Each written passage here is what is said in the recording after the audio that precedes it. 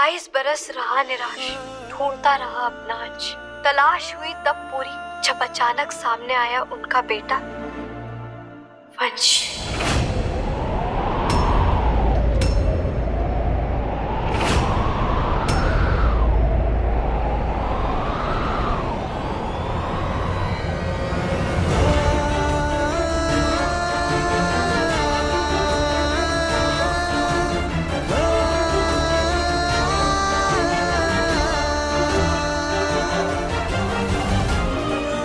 मैंने ये वीडियो बना के रखा था कि कल सबको डीएनए रिपोर्ट के साथ दिखाऊंगी।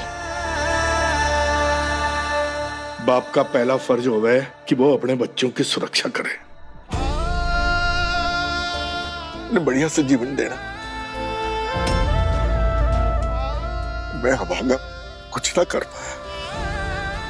तेरे हमसे छिन जाने के बाद हर रोज मैंने श्रीनाथ जी से थारी सलामती और थारे से वापस मिलने की भीख मांगी है। मैंने हर सुबह, हर शाम, हर पल। शायद श्रीनाथ जी ने हमारे पे दया आ गई। और देख ले, इतनी देर से ही सही, इतने सालों बाद से ही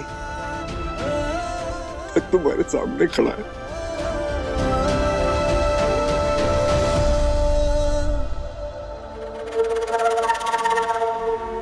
सुलचू, सुलचू, ये थारा ही बेटा है, थारा ही अंश है।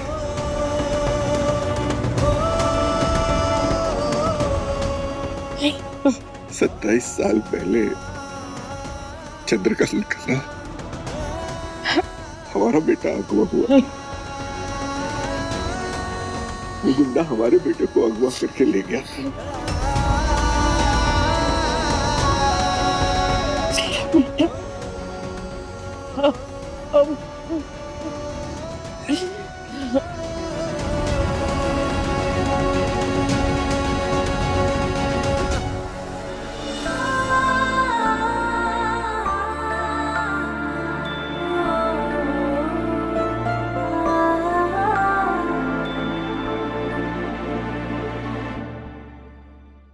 अगर आपको अचानक ये पता चले कि जिस घर को, जिस परिवार को, जिस माँ बाप को आप आज तक अपना समझते आए, वो आपके सगे नहीं है। मैंने एक पिक्चर देखी थी ना, इसीलिए हमारी आंखों से ऐसे मोटे मोटे आंसू आने लगे। उसमें जो हीरो है ना, उस हीरो को 27 साल के बाद पता चलता है कि जिस घर परिवार में वो रह रहा है वो उनका अपना बेटा नहीं। अस्पताल में वो बच्चा बदल गया था।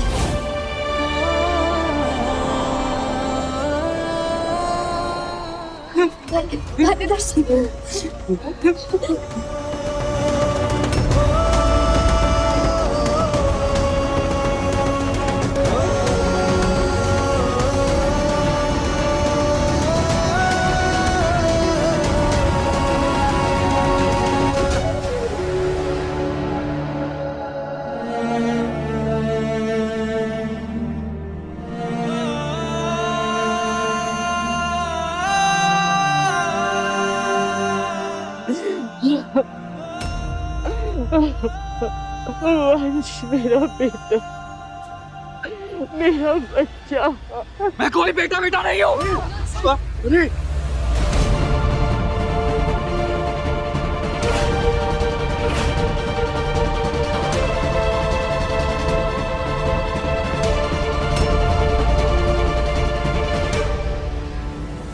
पॉपकॉर्न का टब रेडी कर लेना चाहिए था। पिक्चर तो आप शुरू हुई है। मैं थोड़ा दर्द समझ सकूं बेटा, पूरी तरह समझ सकूं, क्योंकि ऐसा ना हो सके कि हम सारी पुरानी बातें भूल कर एक नई शुरुआत करें। है? हो सके ना? क्या कहा आपने? एक नई शुरुआत। नई शुरुआत?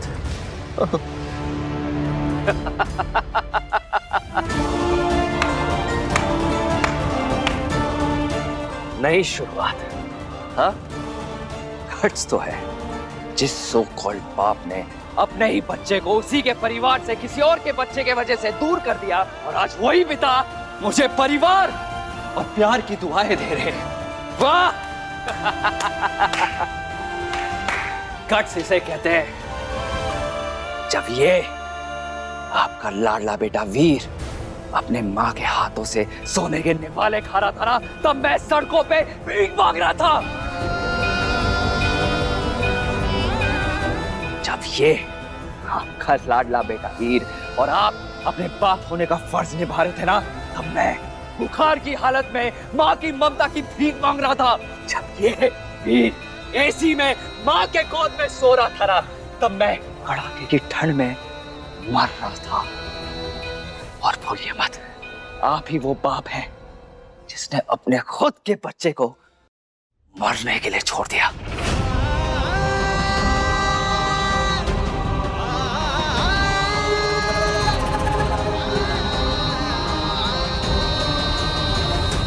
आज हमारे पिता बुरे इंसान नहीं है।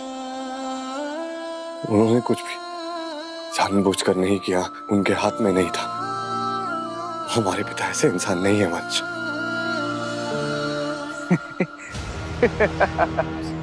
क्या कहा तुमने? हमारे? सीरियसली एसीपी हमारे? वाह! अरे देखो अपने इस लाडले वीर को, जो आधे घंटे पहले ही मुझे इस घर से लात मार के बाहर निकालने की बात कर रहा था, और अब कह रहा है ये सब हमारा है। ओ मिस्टर एसीपी, यहाँ अब तेरा कुछ भी नहीं है। हाँ समझे? हाँ हाँ। ये बाप, ये माँ, ये रिश्तेदार सिर्फ मेरा है।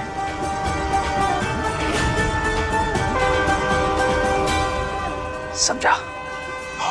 और ये जो तेरी किस्मत है ना एसीबी, भूल मत, ये भी तूने मुझसे उधार में ली है। और ये जो तू एसीबी बनते फिर रहा है ना, भूल मत, ये भी तू इसलिए बना है क्योंकि मैं गैर मौजूद था। मिस्टर एसीपी वीर प्रताप सिंह। मिस्टर एसीपी, ये जो 27 सालों से तू मेरे हक की जिंदगी जीते आ रहा है ना, भूल मत, ये हक नहीं, अब एक एहसान है।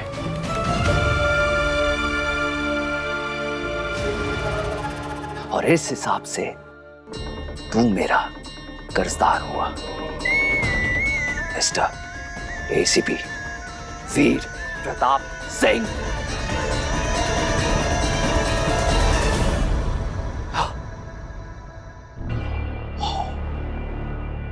सिंह तो तू रहा ही नहीं है, क्योंकि इस सिंह परिवार से अब तेरा कोई लेना देना नहीं। गलत जवाब वंश भाई साहब, आप ऐसा क्यों कह रहे हैं हमारे थानेदार साहब को? वो पराये थोड़ी ना है।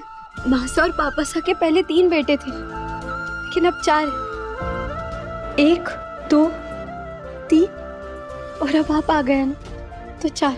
अब माने या ना माने, लेकिन पापा सा और मासा वो सब बच्चों के साथ ना एक जैसा ही व्यवहार करेंगे। अभी अभी आया, शायद इसीलिए आपको ऐसा लगा, पर ऐसा ना है। थानेदार सब पराये नहीं है, आप ही के भाई है। बड़बोली बुलबुल, कितना बड़बड़ करती हो यार तुम।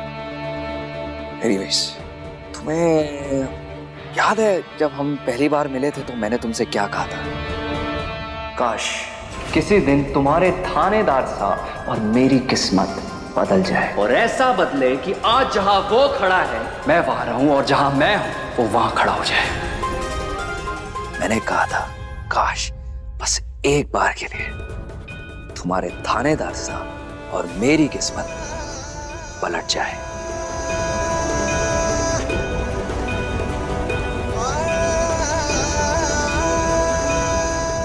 और देखो मेरी जुबान तो सच निकली।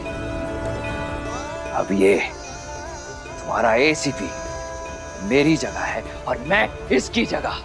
ये अनाथ और मैं इस घर का बेटा।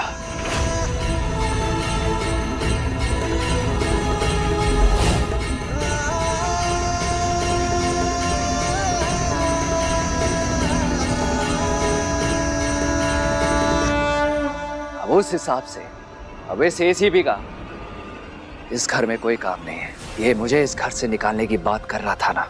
देखो किस्मत भी कैसा खेल खेलती है। अब मैं इसे इस घर से निकालूंगा। चल निकाल।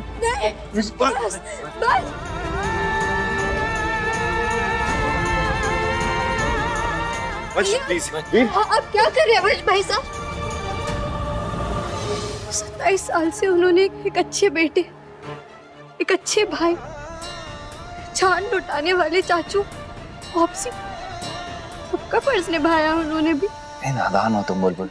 27 साल से ये जो जिंदगी जीते आ रहा है, आज एक डीएनए के पेपर में इसको इसकी असली औकात और जगह दिखा दी। और अब ये वहां जाके रहेगा जहां इसे 27 साल पहले रहना चाहिए था। चल निकाल। वंश, वंश क्या कर रहा है? वंश बेटा निकाल।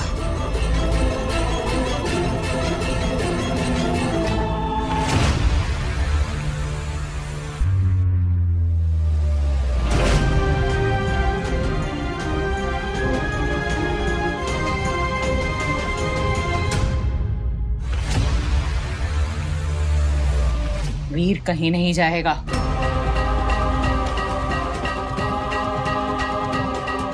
वीर इस घर की चौखट से बाहर कभी नहीं जाएगा। अगर ये सच है ना कि तुम मेरे बेटे हो, इस परिवार के हो, तो उससे भी बड़ा सच ये है कि वीर भी मेरा बेटा है। इन कागजों के कारण ये तो तय हो गया कि तुम्हें आज माता पिता मिल गए, घर मिल गए, भाई बहन मिल गए। लेकिन अगर भगवान भी आकर ये कहेंगे ना, तो मैं उनकी भी बात नहीं मानूंगी। तुम मेरे बेटे हो, लेकिन वीर मेरा बेटा था, है और हमेशा रहेगा। और ये बात कोई नहीं बदल सकता, खुद भगवान भी नहीं।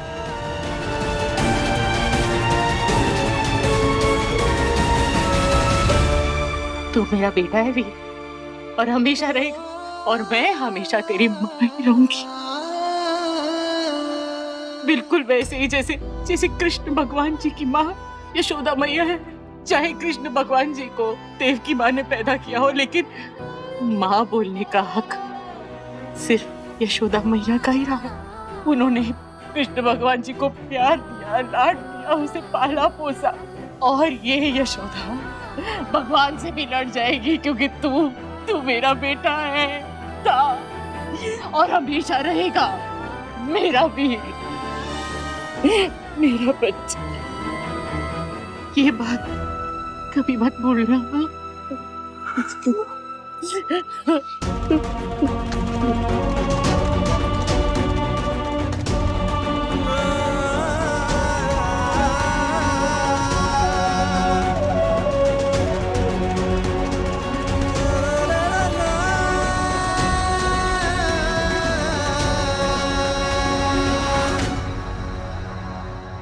इतने साल से मुझे लावारिस छोड़कर अब अपना बुला रहे हैं, ये मैं नहीं होने दूंगा।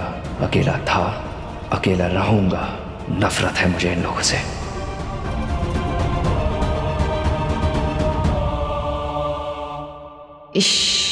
मॉर्निंग सिकनेस से ज्यादा इन बातों से उल्टी आ जाएगी। मम्मी जी तो फिल्मी माँ बन गई। शे वाह। तो क्या मैं इसे आप सबका फैसला समझूं? ठीक है, अगर यही आप लोगों का फैसला है तो मेरा भी फैसला सुन लीजिए। अगर ये गंदा खून इस घर में रहेगा तो मैं इस घर में नहीं रहूंगा।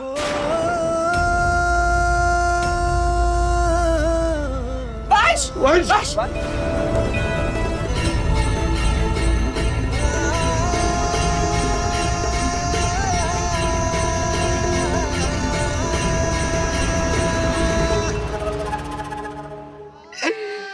पत्रकार साहब, मैं आपको इस बात के लिए कभी माफ नहीं करूंगी, कभी भी माफ नहीं करूंगी। मुझे मेरा बेटा चाहिए।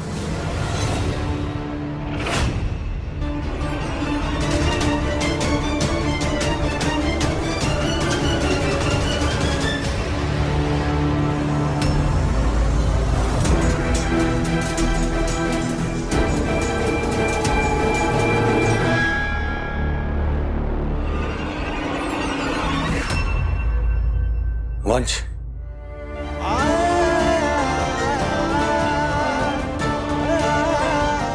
मैं तुम्हारे सामने हाथ जोड़ता हूं, प्लीज अपने इस घर को छोड़कर मत जाओ।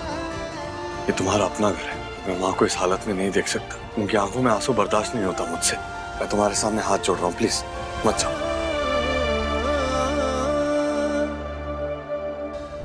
राइट, सब है। ये एसीबी भी मैंने पहले क्यों नहीं सोचा? अगर मुझे अपने उस काम को पुलिस से बच के अंजाम देना है तो पुलिस की नाक के नीचे ही रहने से बेटर और क्या हो सकता है। किसी को मुझ पर शक भी नहीं होगा। वंश, हमारी नीयत बिल्कुल साफ है। प्लीज अपने घर लौटो। इन सब रिश्तों से मुंह मोड़कर मत जाओ वंश।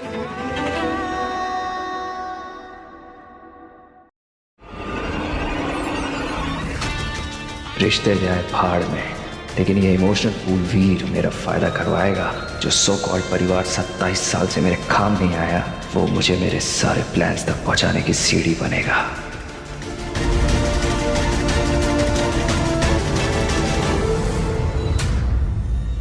वंश भाई साहब, प्लीज यहाँ रुक जाइए। पापा ने 27 साल से ये दुख अकेले ही झेला। अब जब आप आ चुके हैं, पूरे परिवार ने आपको देख लिया और आप ऐसे चले जाएंगे तो आप खुद सोचिए ना, माँ सा और पापा सा उनका क्या होगा?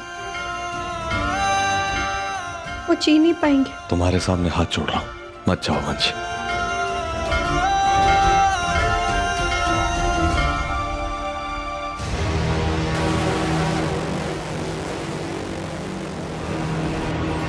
और मांगो माफी और गिड़गिड़ाओ।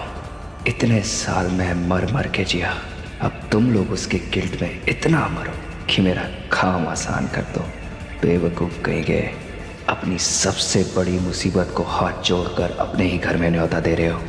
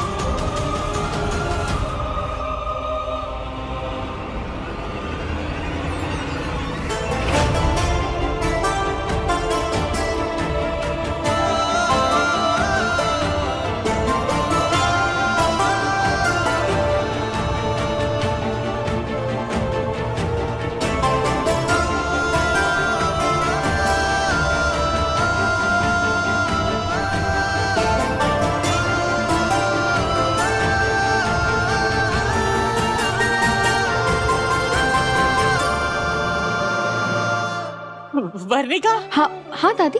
बेटा पूजा की थाल लेकर। हाँ। दोनों बेटे एक साथ घर में प्रवेश कर।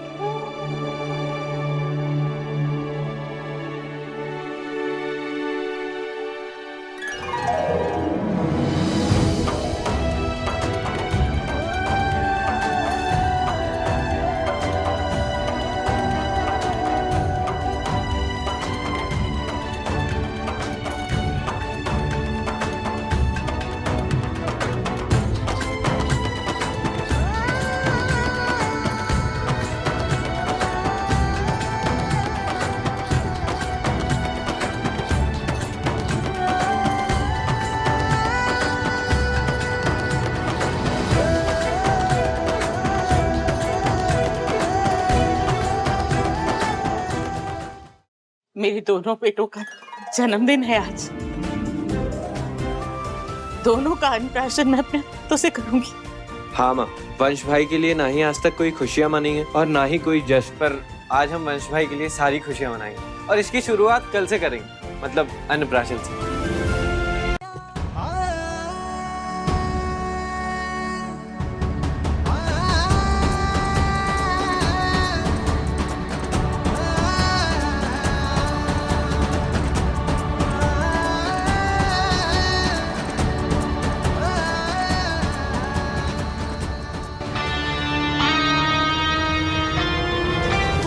ये गुस्सैल बैल भाई साहब का गुस्सा भी अतरंगी है और ये वाली हंसी भी। क्या चल रहा है इनके दिमाग में?